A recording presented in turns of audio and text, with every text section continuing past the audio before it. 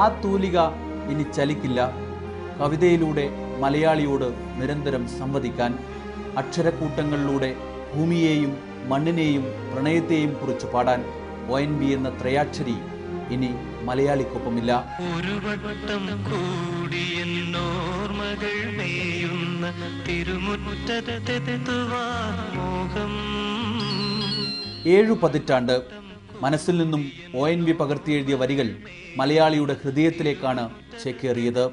കവിത, നാടകം, സിനിമ തുടങ്ങി വിവിധ മാധ്യമങ്ങളിലൂടെ ഒറ്റപ്ലാക്കൽ നമ്പിയാടിക്കൽ വേലുക്കുറുപ്പെന്ന ONV കുറുപ്പ് കൈരളിയിൽ ചിരപ്രതിഷ്ഠ നേടി. അച്ഛൻ മരിച്ചതിന്റെ ഏകാന്തതയിൽ നിന്നും രക്ഷ നേടാൻ കവിതയിൽ അഭയം തേടിയ 8 വയസ്സുകാരൻ അപ്പു. രാജ്യത്തെ പരമോന്നത സാഹിത്യ പുരസ്കാരമായ ജ്ഞാനപീഠത്തെ വരെ നെഞ്ചേറ്റിയ ONVയിലേക്ക് വളർന്നത് എഴുത്തിന്റെ മാസ്മരിക ലോകത്തിലൂടെ.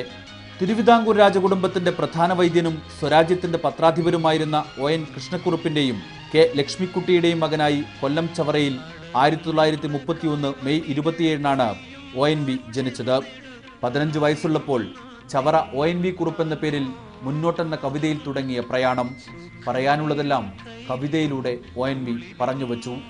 ഇവിടെ അവശേഷിക്കയില്ലാരും ഈ ഞാനും, ഇതു നിനക്കായി ഞാൻ കുറിച്ചിടുന്നു, ഇനിയും മരിക്കാത്ത ഭൂമി. ചവറ ഇംഗ്ലീഷ് സ്കൂളിലെ വിദ്യാഭ്യാസത്തിന് ശേഷം കൊല്ലം SN കോളേജിലേക്ക് മാറിയപ്പോൾ തീക്ഷ്ണ യൗവനം ഇടതു വിദ്യാർത്ഥി രാഷ്ട്രീയത്തിന്റെ മുന്നണിയിലെത്തി. കവിതയിലെന്ന പോലെ പൊന്നരിവാൾ കയ്യിലേന്താൻ, പോർമുഖം തുറക്കാൻ ONVക്ക് മടിയുണ്ടായില്ല. ഇടതു രാഷ്ട്രീയത്തോടുള്ള പ്രണയം 1989 തിരുവനന്തപുരം ലോക്സഭാ സീറ്റിൽ സ്ഥാനാർത്ഥിയാകും വരെ എത്തി. പരാജയപ്പെട്ടെങ്കിലും രാഷ്ട്രീയം കൈവിട്ടില്ല ONV. 1955 കാലം മാറുന്നു എന്ന ചിത്രത്തിൽ തുടങ്ങി ONVയുടെ ചലച്ചിത്ര ഗാനസപര്യ.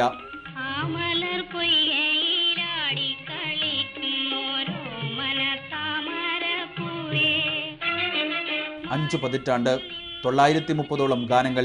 പ്രണയവും വിരഹവും തുളുമ്പുന്ന ആ വരികൾ കേൾക്കാതെ, മൂളാതെ മലയാളിക്ക് ഒരു ദിവസം പോലും കടന്നു പോകാറില്ല. അരികിൽ നീയുണ്ടായിരുന്നെങ്കിലെന്നു ഞാൻ ഒരു മാത്ര വെറുതെ നനച്ചുപോയി. മികച്ച ചലച്ചിത്രഗാന രചയിതാവിനുള്ള സംസ്ഥാന പുരസ്കാരം 13 തവണയാണ് ONVയെ തേടിയെത്തിയത്. ഇതിനിടയിൽ വൈശാലിയിലെ ഗാനങ്ങൾക്ക് ദേശീയ പുരസ്കാരവും. ഇന്നും മലയാളക്കര നെഞ്ചേറ്റിയ നിരവധി നാടകഗാനങ്ങളും ആ തൂലികയിൽ പിറന്നു.